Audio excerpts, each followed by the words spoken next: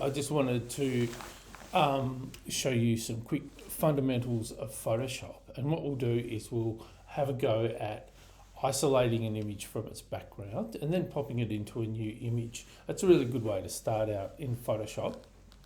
So let's have a look at the environment just for starters. So I've got latest version of Adobe open, and what I'm going to do here is I've already got this Lego character open, and I'm going to put this character onto a background. Okay, so one of the ways that we can select things for starters is I can go Command A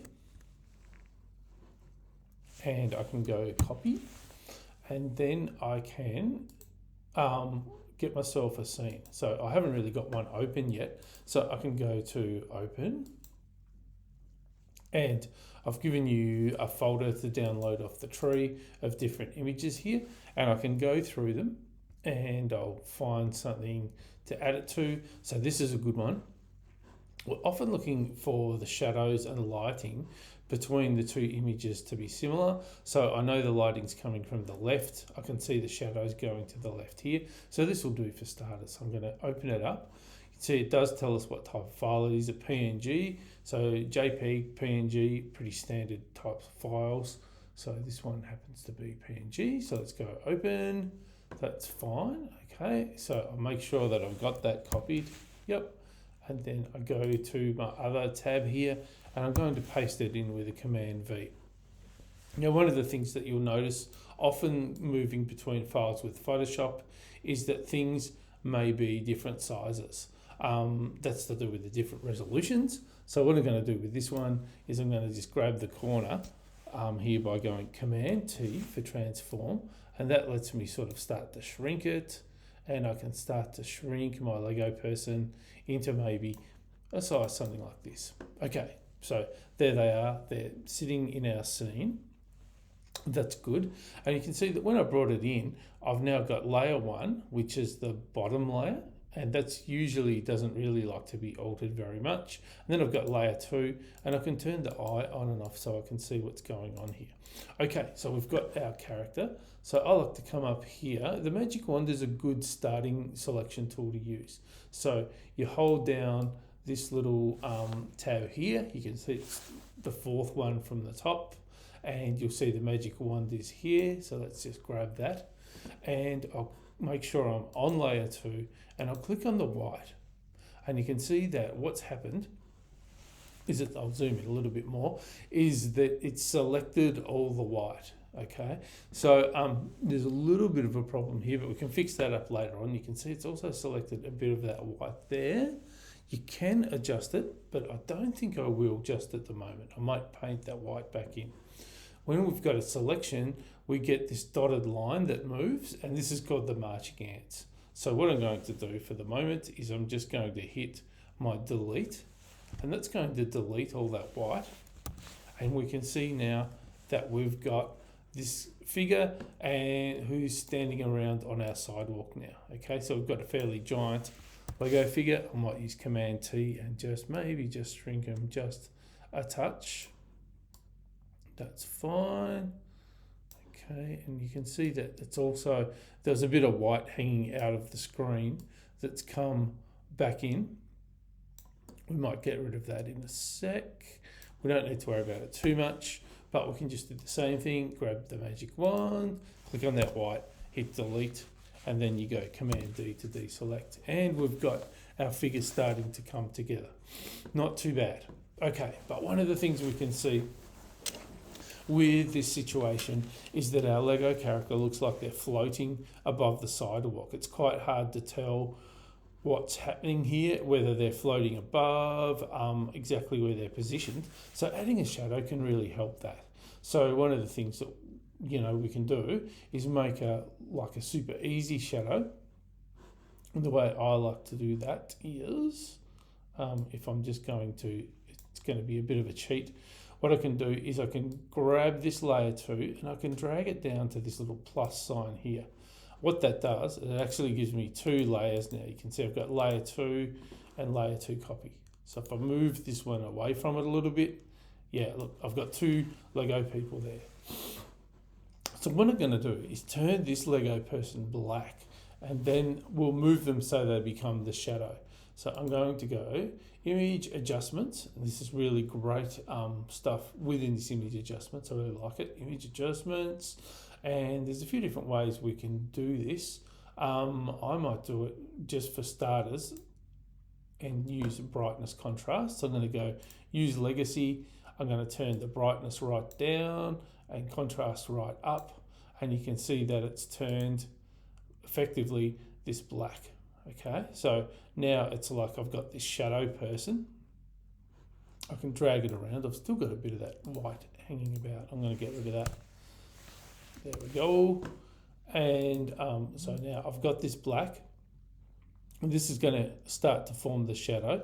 Now, one thing that you want to do is you want to start looking at the direction of the shadows and the lighting in the scene. So I can see the lights sort of on this side. We've got some shadows here. So it's actually quite vertical, the lighting in this shot.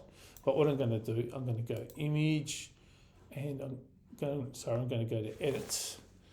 And what I'm going to do is, I just want to distort this a little bit. So I'm going to edit, transform, and free transform is pretty decent. Okay, so you can grab it then by the top, and I can start to drag it down. Now you can see it wants to scale it all at once, but if I hold down shift, it's going to let me start squashing this down. So in a lot of cases, we don't really want to squash things too much, but in this case, we are going to squash things a bit. And we also might then go, so you hit return to finish that squash, and then we'll go image, so we go edit, transform, and there's a few good ones, but skew or distort are pretty good. Let's go distort, and then you can grab the individual parts of our image. So we'll start to kind of like put in a shadow here. So that's starting to get there. In order to get that looking better, what we'll do is we'll take this image and we'll push it down to the layer below. And you can see now that we're starting to get an image that is starting to give us a bit more of a shadow. So it helps the Lego character to be tied in a bit more to the background. So I might go edit, transform, distort just a little bit more. I might drag that shadow out a bit more, squash it down, just do it however you think.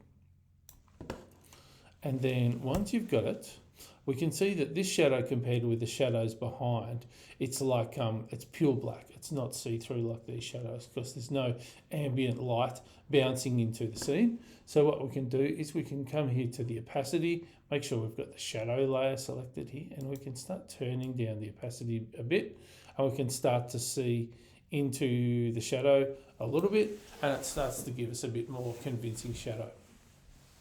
Okay, we can, once you start to get that, if you want to, we can grab a brush and we could start to like paint in a little bit sort of darker images. If we created another layer, I could paint in a bit of sort of like here, a little bit of extra black, just to give it some texture, using the square brackets to up and down my brush size. I'll paint a bit sort of in here, and then I can, with this layer, I can turn down the opacity a little bit more, and it just gives us a little bit of extra kind of like depth to the shadow. Okay, so if I zoom out, that is not too bad for starters. There's a few problems that we could sort on this.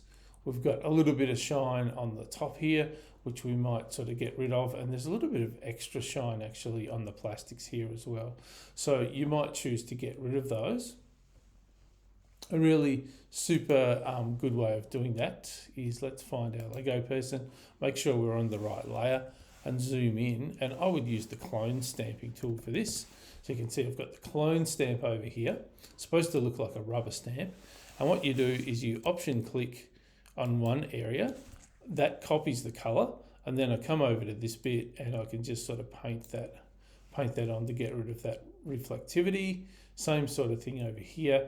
I could take option that a little bit, and I could just start to sort of paint in away some of these reflective browns,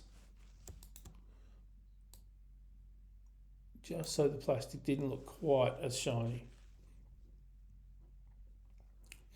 We've got a little bit of extra stuff up there, so a good way to go is use the eraser, and we might just get rid of the top of his hat just for the moment. That's pretty good.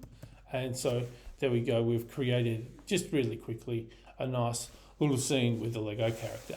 So what I'd like you to do is, now that you've hopefully got the hang of doing that, in that folder there's quite a few different images. Have a go at experimenting with some of the different image combos that are there and see what you come up with, okay? So we're looking for, when you do this, we're looking for you to match the lighting, so have it look convincing, and also not to have too much pixelation with your images. So aim to have your images looking nice and smooth.